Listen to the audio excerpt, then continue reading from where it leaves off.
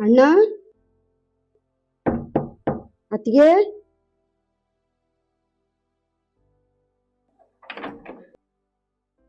ಬನ್ನಿ ಒಳಗಡೆ.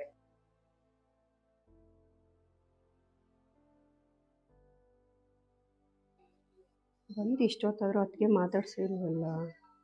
ಅತ್ತಿಗೆ ಅತ್ತಿಗೆ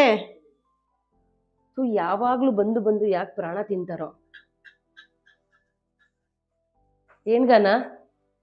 ಅತ್ತಿಗೆ ಅಣ್ಣ ಯಾವಾಗ ಬರ್ತಾರೆ? ಯಾವಾಗ ಬರ್ತಾರೆ ಅಂತ ಗೊತ್ತಿಲ್ಲ. ನನ್ನ ಮಗಳದು ಗೊಂಬೆ ಮಾನ್ಯ ಕುಡಿಲಿ, ಮುಟ್ಬೇಡ.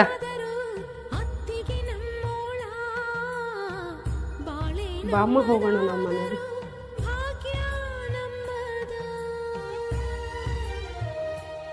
ಅತ್ತಿಗೆ ನಾವು ಬರ್ತೀವಿ ಅತ್ತಿಗೆ.